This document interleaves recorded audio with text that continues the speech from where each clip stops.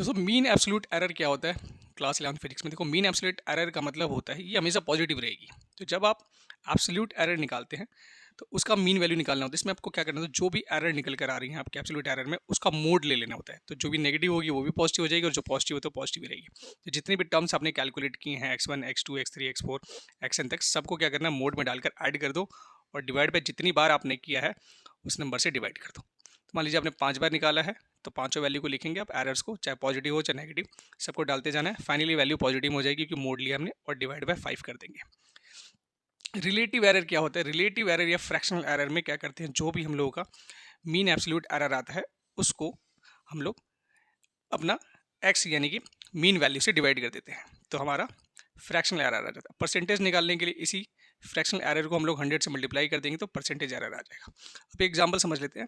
बोला कैलकुलेट करो mean value, absolute error, mean absolute error और फ्रैक्शनल एरर और परसेंटेज एरर सब कैलकुलेट करना। अगर कमरे की लंबाई किसी ने मेजर करी है 10.1, 10.2, 10.3, 9.6 और 9.8, तो 5 बार मेजर करा उसने अलग अलग वैल्यू। तो सबसे पहले हम लोग क्या निकालेंगे, इसका मीन वैल्यू यानी कि एवरेज निकालेंगे। तो एवरेज निकालेंगे, सारे टर्म्स को ऐड करेंगे और डिवाइड कर देंगे। 5 बार ऐड किया है तो 5 से डिवाइड कर दिया, टोटल आया कितना, एक्स का वैल्यू 10। अब एब्सोल्यूट एरर निकालेंगे, x1 अलग निकलेगा, तो 10 में से 10.1 को माइनस करा तो आया -0.1। नेक्स्ट में 10 में से 10.2 को माइनस किया तो आंसर आया -0.2।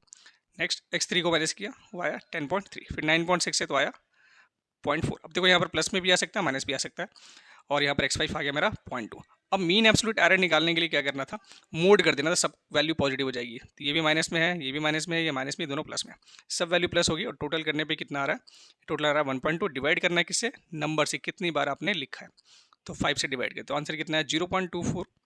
हमारा आंसर आ गया 1.2 को 5 से डिवाइड करने के बाद।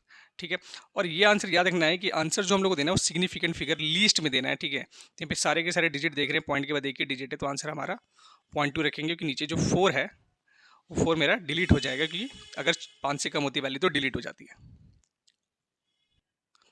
अब फ्रैक्शनल एरर निकालने के लिए जो भी हमारा डेल्टा एक्स आया है उसको एक्स से डिवाइड कर दो। तो डेल्टा एक्स हमारा कितना आया था 0.2, जो 24 था हमने उसको 0.2 ले लिया, डिवाइड बाई किससे करा, जो नंबर हमारा मीन वैल्यू आया था 10। तो 10 से डिवाइड करने पे आंसर कितना हुआ 0.02। ये फ्रैक्शनल एरर। परसेंटेज निकालना है तो उसको 100 से मल्टीप्लाई कर देंगे तो 2% का एरर टोटल देखने को मिला है।